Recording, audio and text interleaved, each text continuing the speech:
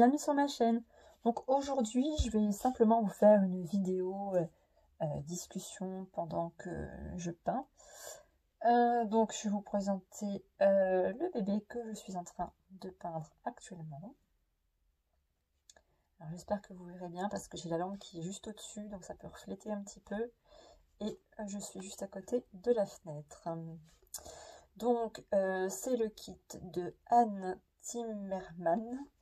Voilà, si je le prononce comme il faut. Donc ce sera un petit garçon. Voilà. Pour vous montrer les photos de l'avancement. Hop. Donc il est plutôt bien avancé. Aujourd'hui, donc je vais lui appliquer une couche de jaune. J'ai les ombrages aussi à faire. Donc mon mélange est déjà prêt. Donc c'est simplement mon jaune. Donc dialide. Voilà, mon jaune dialide. Donc j'ai d'autres jaunes également. Non mais là je l'ai pas vers moi. Voilà, donc je vais y appliquer une couche de jaune comme ça. Hop. Donc bien leur mélanger un coup. Qu'est-ce que j'ai fait non?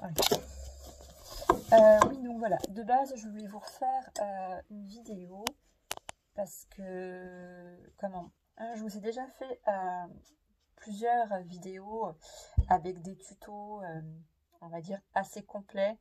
Donc, il y avait quelques étapes que je n'avais pas faites, comme par exemple l'assemblage. Pour le vernis, ça ne faisait pas partie du tuto de A à Z, mais j'ai déjà fait une vidéo sur le vernis. Voilà.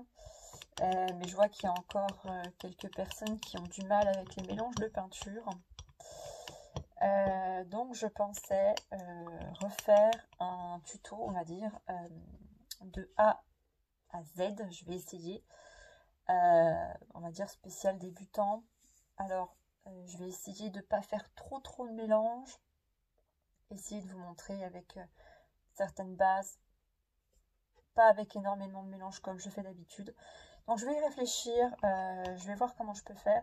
Et peut-être que je ferai ça sur le nouveau bébé en rénovation. Voilà, ça pourrait être pas mal. Donc je sais pas, vous me direz ce que vous en pensez en commentaire. Je sais pas, mon pinceau il est au nettoyage, bon, c'est pas grave. Donc vous me direz oui ce que vous en pensez en commentaire, si ça peut des fois être un plus pour vous. Donc ce ne sera pas forcément avec énormément de mélange comme vous pouvez attendre. Mais bon, si par exemple vous avez du mal à vous lancer et puis que bon bah du coup les mélanges c'est un petit peu trop compliqué pour vous. Ce que je peux comprendre, hein, parce que même moi quand j'ai débuté, je faisais pas autant de mélange. Non. Donc j'avais commencé simplement avec des couleurs de base, sans faire de mélange, ou des pots déjà pré-mélangés. Quand j'ai débuté, j'ai commencé comme ça. Je ne me suis pas lancée dans des grands mélanges. Vaut mieux pas parce que bon, dans un premier temps, il faut déjà réussir à gérer bah oui, donc déjà bon, ces mélanges entre guillemets, sa peinture, sa technique pour peindre. Il y a beaucoup de choses à gérer dans un premier temps avant de connaître tous les mélanges possibles. Donc peut-être que c'est compliqué, chose que je peux comprendre. Donc je pense que je referai, selon le temps bien sûr, un tuto spécial débutant. On va essayer de A à Z.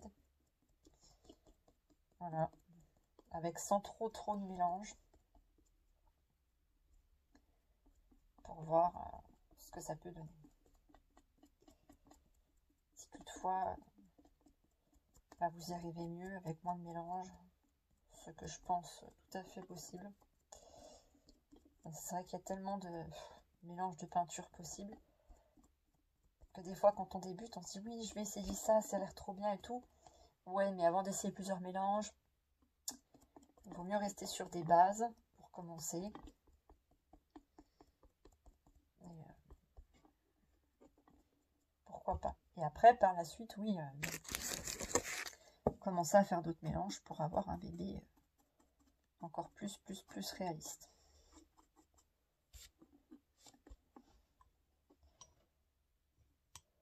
C'est pareil aussi, ça dépend des peintures que vous utilisez. C'est bien aussi de prendre des peintures spéciales reborning. Enfin, spécial reborning. Moi, celle que j'ai là, c'est pas spécialement reborning, mais il faut bien lire sur quelle surface vous pouvez les appliquer. Voilà, avec quoi c'est compatible. Si après vous pouvez trouver par rapport au médium, tout ça. Moi après voilà, je crois qu'il me semble que je vous avais fait une vidéo sur toutes les peintures que j'utilisais. Il me semble. Sur la vidéo du matériel à avoir, je crois. Et il me semble que là je peux présenter mes peintures dessus. Voilà. J'ai commencé avec la Jo Sanjas. Puis après j'ai arrêté parce que je trouvais que malheureusement les peaux séchaient trop vite. Donc voilà. Et puis après j'ai eu d'autres peintures, mais il doit m'en rester encore. Parce qu'il y a certaines couleurs que j'aime bien. Voilà, des couleurs comme ça. N'hésitez pas à me demander celle-ci où est-ce que je les ai trouvées. Et puis après la golden. Hein. Mais bon, c'est pareil, cherchez pas à avoir 20 sortes de peintures, ça sert à rien. Surtout quand on débute. Comme je vous disais sur ma précédente vidéo, quand j'ai débuté, je vais pas avoir... j'avais peut-être le rouge, le bleu, le jaune, une couleur de teint et du blanc. Voilà, vous voyez, j'avais pas énormément de couleurs. Puis de toute façon, heureusement, parce que voilà, quand on débute, déjà, on ne sait pas ce qu'on peut mélanger, tout ça. Donc, c'est pas plus mal. Des fois, il vaut mieux rester sur du classique pour commencer. Et il me semble aussi que je vous avais donné les liens aussi pour trouver la peinture. Enfin, après, voilà, si vous avez des questions, comme d'habitude, hein, en commentaire, par mail pour les personnes qui l'ont, sur le blog. Voilà, il y a toujours moyen de... ou Instagram pour ceux qui ont. Il y a toujours moyen de pouvoir me poser des questions et que je puisse y répondre au mieux.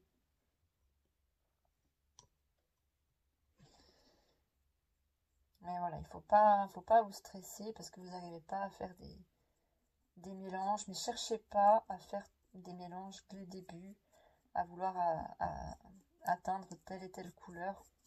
Non, ça sert à rien. Et pensez toujours aussi à tester votre peinture sur un sopalin. C'est très important, c'est là que vous allez pouvoir voir votre couleur, à quoi elle ressemble vraiment. Voir si votre peinture aussi est transparente, parce qu'il ne faut pas que votre peinture soit trop épaisse. Hein, vous voyez par exemple là, j'avais fait un essai tout à l'heure. Vous voyez, voilà, on voit le jaune, mais en couleur transparente. Il faut quand même le voir un petit peu parce qu'on cherche quand même à avoir une couleur.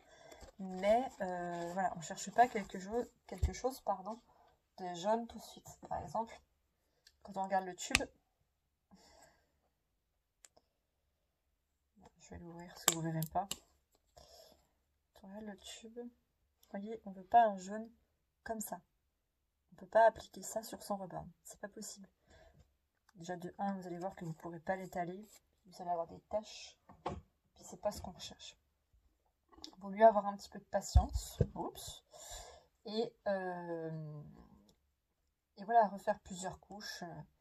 On peut faire des couleurs plus épaisses, comme je vous disais, pour des plis, enfin voilà, des choses comme ça.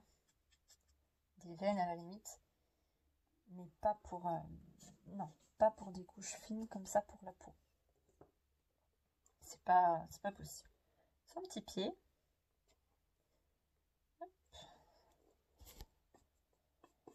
Donc voilà, c'était simplement une petite vidéo discussion, voilà, pour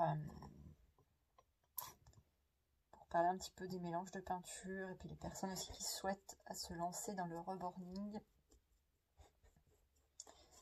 Alors c'est vrai que bon, Après, je sais pas ce que vous avez comme matériel.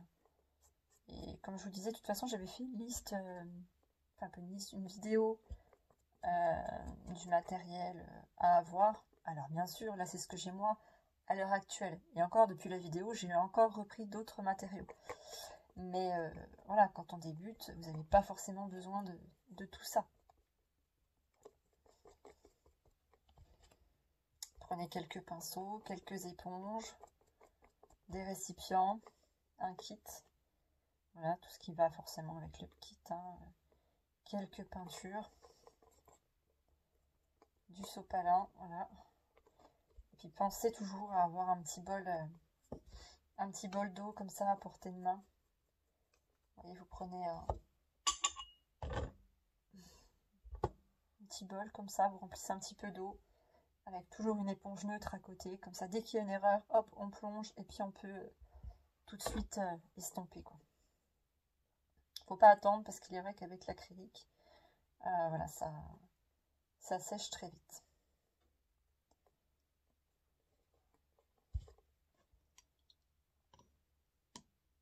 Donc vous faites petite zone par petite zone. Hein.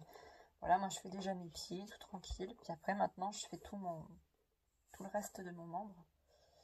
Mais voilà, par exemple, vous pouvez déjà faire tout votre mollet. Voilà, vous faites votre mollet. Puis après, vous estompez. Pensez à estomper directement ici pour éviter d'avoir une bande pour avoir un marquage.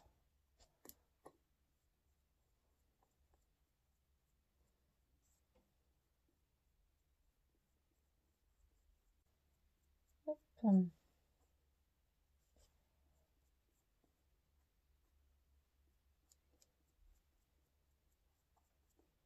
Petite couche de jaune.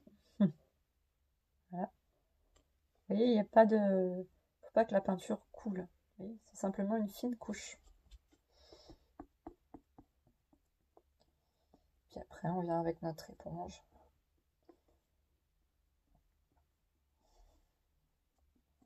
Tapoter le surplus de peinture. Parce que bien sûr, on ne peut pas y laisser comme ça. Alors après, si vous vous sentez mieux, vous mettez un petit peu de peinture sur votre éponge. Et puis, hop, vous y allez aussi...